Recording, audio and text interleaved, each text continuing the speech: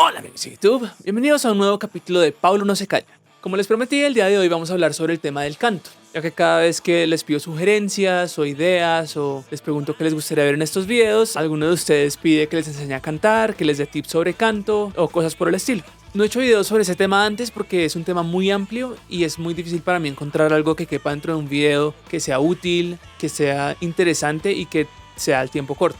Entonces lo más probable es que me toque hacer varios videos sobre el tema, así que si les gusta este video y si les gusta esta idea, dejen abajo un pulgar arriba y dejen comentarios abajo, así yo sé que realmente les gusta ese tipo de contenido.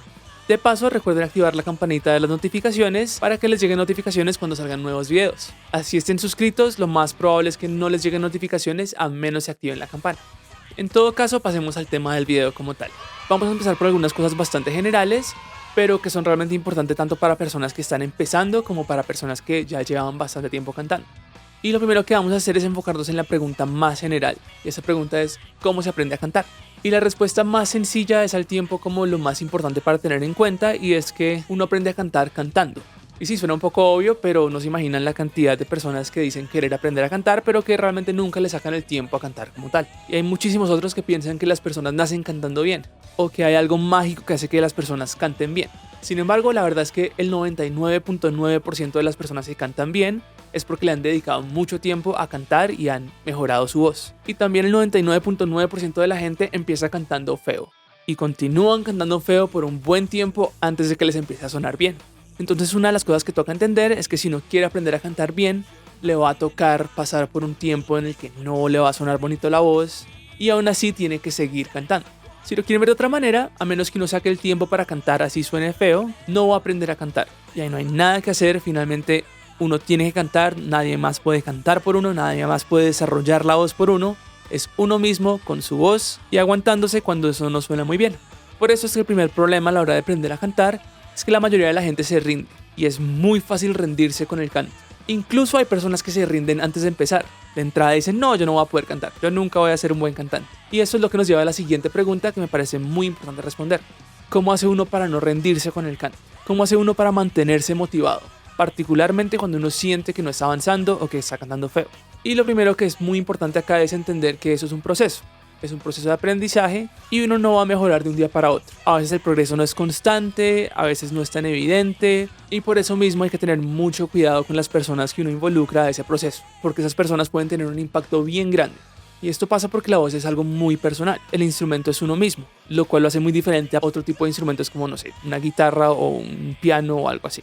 Para que me entiendan un poco mejor, les voy a dar un ejemplo. Si uno se le acerca a un guitarrista y le dice que la guitarra le suena feo, es muy probable que el guitarrista empiece a pensar cosas como no, es que las cuerdas no están muy buenas, es que no tengo bien cuadrado el amplificador, es que esta guitarra no es de gama alta, es que este amplificador no es tan bueno. Y así hay como muchas capas, muchas barreras que lo protegen a él del comentario negativo. En cambio, cuando uno canta, si uno le dice a un cantante que su voz suena feo, lo que el cantante escucha es: usted es una desgracia, usted no sirve para nada, usted no vale como persona, usted no debería existir.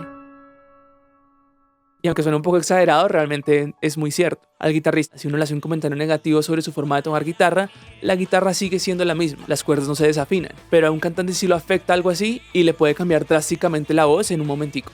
Inevitablemente, para cantar bien hay que aprender a ser resistentes a esas críticas, a esos comentarios feos y negativos, pero si ustedes apenas están empezando o no tienen mucha confianza, la mejor opción es evitar esa clase de comentarios, evitar a las personas que son como destructivas, que hacen comentarios feos, que tienden a ser muy criticones. Seguramente ustedes tienen un amigo de esos que le dicen, se lo digo como amigo, y después le mandan alguna crítica bien agresiva.